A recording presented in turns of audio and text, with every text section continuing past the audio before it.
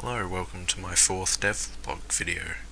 In this update I've been working a lot more on the visual and audio aspects of my game. The most immediately obvious thing that you should notice is I now have sound implemented on several things. I have footsteps and weapon sounds. Footsteps are pretty basically implemented right now. It sounds like I'm walking on grass, even though this looks like metal or something. The next immediately obvious thing would be the HUD, which I've updated quite a bit since the last time you've seen it. I've gone for a more simplistic design as opposed to the more cliche fantasy look, which I don't know if this really fits in as well as the fantasy look. It's sort of arguable when you consider the fact that it's sort of half fantasy, half sci-fi, so I'm sticking with it for now. I like the look of it. So the HUD can be toggled, so if I press T, it'll almost disappear completely. There's just the crosshair and the clock in the corner. If I press it again, it'll bring the minimap back and all of the bars for a few seconds, so you can check what your level is. So it's not just the HUD, it's also the other interface screens. So to demonstrate, I will get quest from Bob here. We'll have a look at the quest journal, which has been updated visually. I'll probably show a before and after shot of every aspect of the UI as I'm going through it. So functionally it hasn't changed too much, but is much better looking in my opinion. It's much cleaner. One update I do have is this. The rewards panel now has items, so when you complete the quest you'll get these items. They'll be added to your inventory. So next up is the inventory screen, which has updated.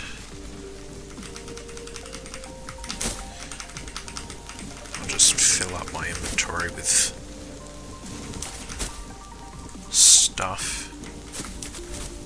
All of the icons have been updated to what the actual item is, so now there's really not much of a need to have the item's name on the icon, which looked fairly ugly in my opinion. I think this looks a lot cleaner. The only text you'll get on an icon is this number in the corner that tells you how much is in a stack. And if you hover over it, you get the name anyway. And also we have these cool outlines that will show you the rarity of each item. And the tooltips apply pretty much anywhere there's an inventory icon. You saw it shows up on here, shows up here, all that good stuff. You still have the descriptions. I've added icons to the equipment slots, so you actually know what slot goes to what item, if that makes sense. A new addition to the armor set is this backpack, which, I'm going to be honest, it doesn't actually do anything. It says plus 150 carry slots, but it's surprisingly complicated to implement, at least with my current setup for how I have items with effects, so it's just an aesthetic thing right now.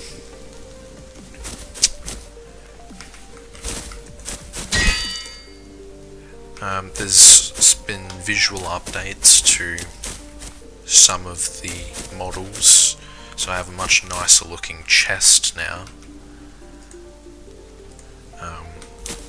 before and after. Even though this has been more of an audio-visual development month, I've still done some gameplay mechanics. For example, you can now grab objects if you tap E while looking at a physics object. It doesn't just apply to inventory items, you can do it with physics objects. Could probably throw them a bit too far right now, but whatever, it's fun. There's also a walk. If you tap control, you'll walk much slower, so you don't have to run around like a spastic through town, if that's what you're into. Good stuff. And also, the big one that consumed a lot of my attention over the past few weeks is this thing right in front of me. If you're familiar with Stargate, you probably recognize what this looks like. So I had a long, hard think about how I want my fast travel system to work, because it's an open world game. You need fast travel. Plenty of games give you way too much power with it. You can fast travel to anywhere from anywhere for free. Kind of defeats the purpose of having an open world game in the first place, because you're not really travelling anywhere, you just teleport from place to place. You never really get to appreciate the scenery, and it's always free. There's no reason not to fast travel in a lot of games, like Skyrim, for example. The Witcher games, or Witcher 3 at least, has a slightly better system where you can only fast travel from signposts to other signposts. It means you need to do a little bit of footwork at least to get to a signpost before you can fast travel. But there's still no reason not to do it. So I was thinking, when I was a wee lad, I used to play Final Fantasy 12 a lot, and that has a fast travel system that was very interesting to me. Basically, you can only travel between these sort of orange save crystals, similar to the Witcher system, except you can only do it if you have these teleport gems, which means there's a cost to it. You actually have to ask yourself, do I really want to use this gem to teleport to the next town over? I could really just walk, and I could save myself this very valuable item for a trip that really would take me a long time. So it allows the player to sort of appreciate the scenery a lot more. So I took that idea, and another idea from a game I quite like, Portal, you might have heard of it, has a very interesting portal system where you can actually see straight through the portal. And I thought, wouldn't it be great if you could turn that into a fast travel system? So after a lot of research and sort of reverse engineering and getting things to implement with my systems that I already have in place, I actually did something like that. So, whenever you walk up to one of these things, there will be a dial device, like this, and if you go up to it for the first time, you'll automatically get its address. So we're in the main room right now. Its address is 4118. I can dial that in, but it won't do anything, because you can't dial the gate you're at. That's like calling your own phone number. I do know a few addresses. For example, 5153. If I click dial though, nothing will happen. And that's because there's a cost to fast travelling, like I was talking about. So you might have noticed these glowing orbs. They don't stack because they're a very valuable item, and I don't know, I'm working things out still. They might end up being stackable, but they're very valuable. You can see they're worth 11,000 gold. They're very rare. They're the rarest colour. If I use it, it'll go into this. I go back. It's now in the dialer. And now if I click dial, the gate is activated. So this is pretty much an effect straight out of Portal. You know, it works more or less the exact same way. Not quite as seamless, but it's pretty close. And I think it's pretty cool that you can get a live feed from wherever you're going. You know, perhaps it could give you an advantage in gameplay. You can see if you're teleporting into a dungeon full of bandits, you can see them ahead of time, and you know, potentially could even have gunfights going through the portals at some point. I don't know about that yet though. It currently doesn't work. So I can just step through. As you can see, it's reasonably seamless. There's a bit of glitchiness. The portal is actually a render texture, and Unreal Engine doesn't support anti-aliasing on render textures, so the only thing I can do to get rid of the jaggies that you can see would be to bump up the resolution, which dramatically drops the frame rate, so you kind of have to put up with it unless I can figure out a better way around it. But it's, I mean, this is at the same resolution as the screen, so I can shrink it down and it will scale down with it. But it's not too noticeable. But this room isn't very interesting. We got something else to show you. That's a far more interesting destination. If I go 92, 69, stick in another orb. So, like I said, open world game. I needed to figure out how to actually make one of those. I needed to relearn the whole workflow because it's very different from CryEngine. It's not what I'm used to at all. So I've made myself a test world. Well, I'll just show you. If I dial that, you can see through there. Oh, it's getting late, so it's going to be kind of dark. That's okay. So I'll step through. Again, reasonably seamless. There's a little bit of a jump, but not too much. You can actually stick your hand through. So I'm halfway between both gates, which is pretty cool. It's not 100% perfect. If I draw my sword, you can see the version of me on the other side hasn't drawn their sword. But don't tell your friends that, and it'll be fine. I won't ever have to fix it. I will, don't worry. So, this is probably pretty close to what the actual prototype world will look like. This isn't it. This is a very basic terrain that I threw together in about 10 minutes in World Machine. It's just like a Perlin noise, a layout generator, and a bit of erosion. Came out looking surprisingly good for what it is. It's not as easily appreciated in the dark.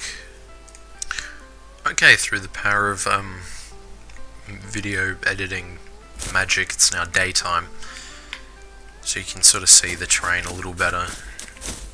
Although, if I'm honest, it's actually not that much better.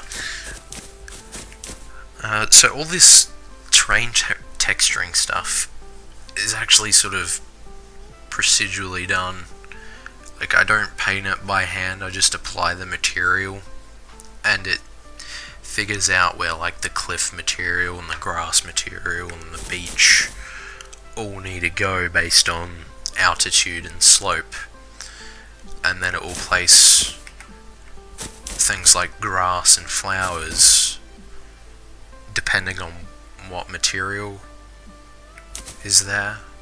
This grass has like a wind simulation on it, so you can, I'll show you a large chunk of it, you can sort of see waves of wind affect it. It's not just every clump of grass is just sort of synchronized in there, waving. Very cool. Also, another UI thing, if you look in the top left corner, you might have noticed the thing that said test room before now says wilderness.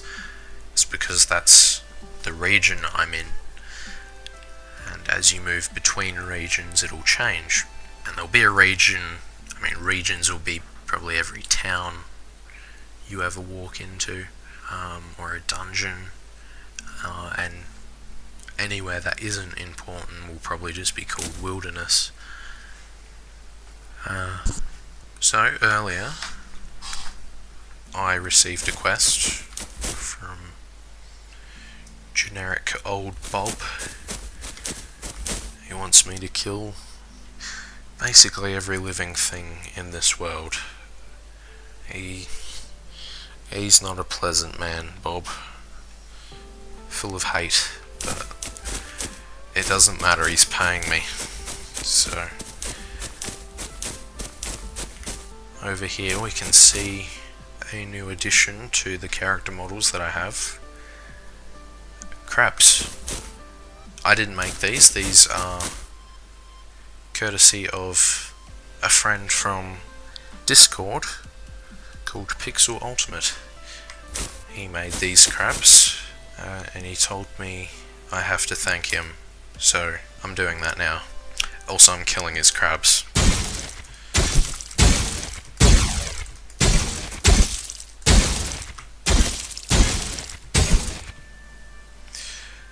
Animals drop food, but if you've ever played one of these games that have animals and you can hunt them and take their food, you've probably noticed the early access ones never have the right kind of food, and I never understood that until now. It's because the developers are lazy. So yeah, crabs drop turkey legs. Fucking deal with it. One more of you must die. Who will it be? It's going to be the first one of you wankers to look at me. That was close enough.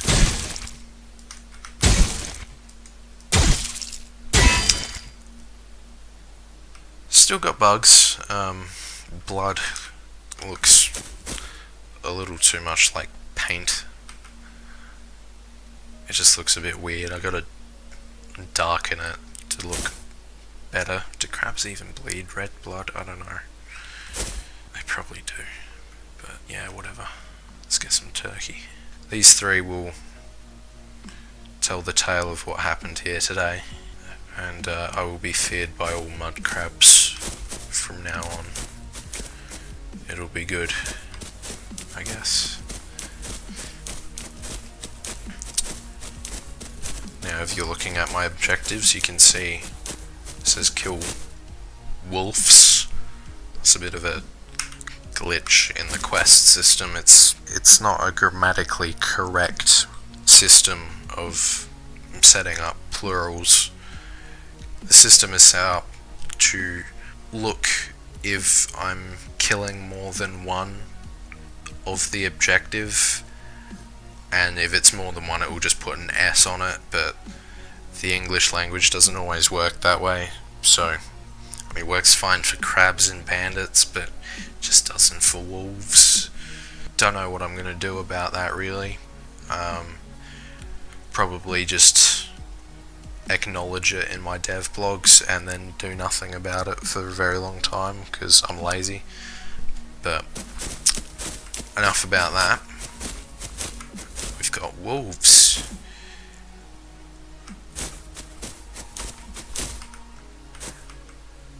Look at that.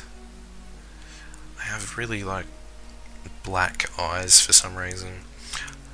I found a lot of these assets online. I really didn't make a whole lot of them. I'm not much of a 3D artist, to be honest. I made the portals, which is probably pretty obvious. It's very obvious to me in terms of quality. But that's okay. I don't really have too much of an option with that. I basically have to pull together all the resources I can, and they're free. It's not like illegal or anything to do it.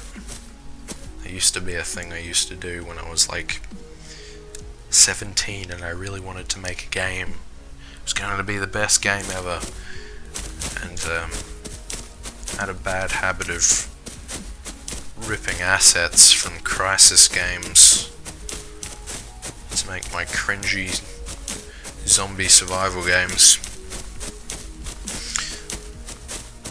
Those were the good old days.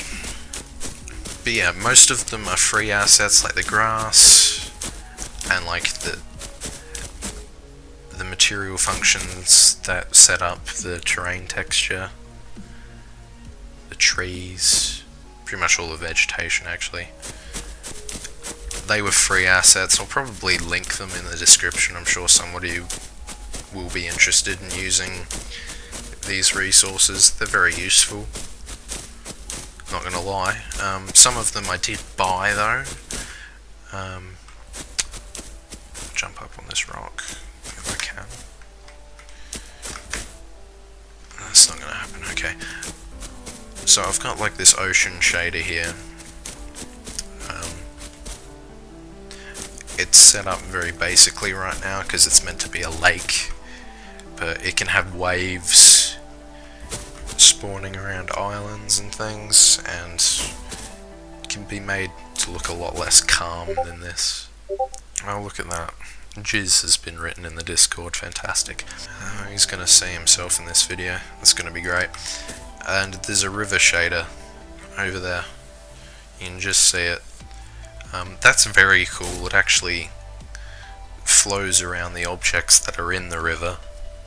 To be honest, it's not very realistic, but it looks cool to me. I like water porn like that, and grass porn. This is grass porn.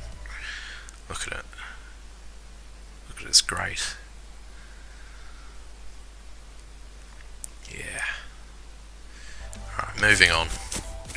Let's get on with it. Can't be looking at grass all day. So this is like a landmark. So it's its own region. You'll see in the corner. Just changed to ruins. If you saw my last dev vlog, you probably noticed that the AI were really buggy. I just tonight realised why that is, because they're not normally like this.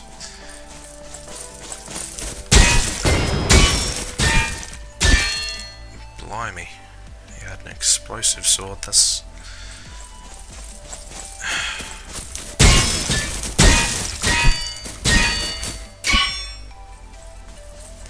Here we go.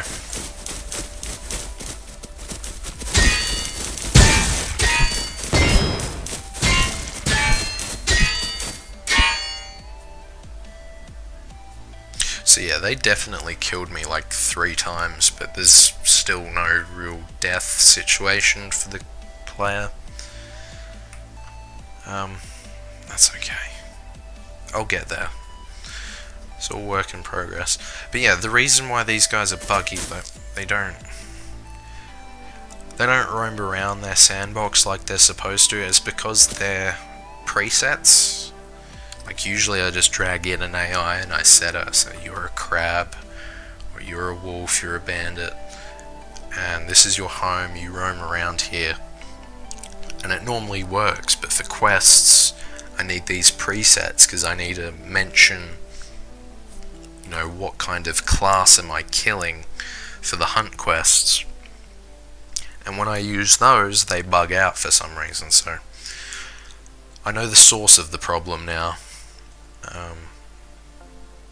So hopefully I can fix it. The AI are pretty much all really overdue for an update. I really don't like the way they function anymore. It's just kind of broken.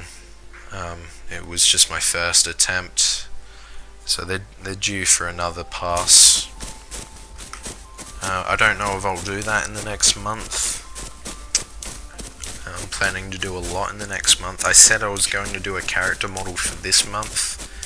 I'm still looking at the default UE4 model. I'm really getting sick of it, so I've got to figure out a way to do that. Also, I'm going to make the terrain for the prototype, so this is probably the only time you'll ever see this terrain in a video. It'll probably be scrapped within the next month.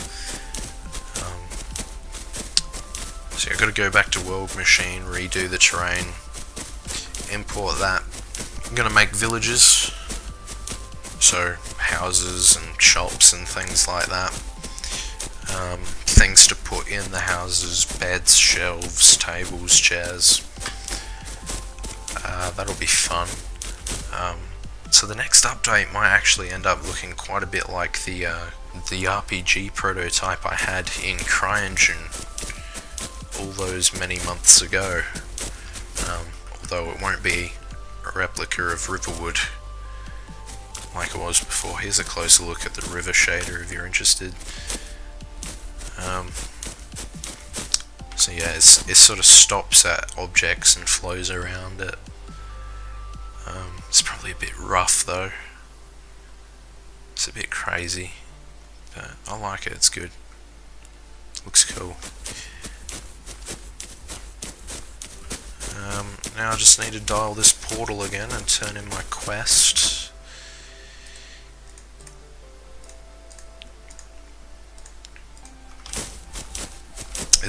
That's just the coolest. There's obvious performance issues though, like you can probably see it. I don't have a frame rate counter up, but it's probably at around 30 FPS. There's definite sort of optimizations I need to look into for this. It could very possibly not end up being this way in the final prototype. It might just not be feasible, which would make sense because, I mean, have you ever seen a fast travel system like this in any other game? I really want to make it work though, so hopefully. If not, this render texture will probably just become some portally texture. Hopefully not too much of a rip-off of Stargate, but we'll see. So now I just turned in the quest.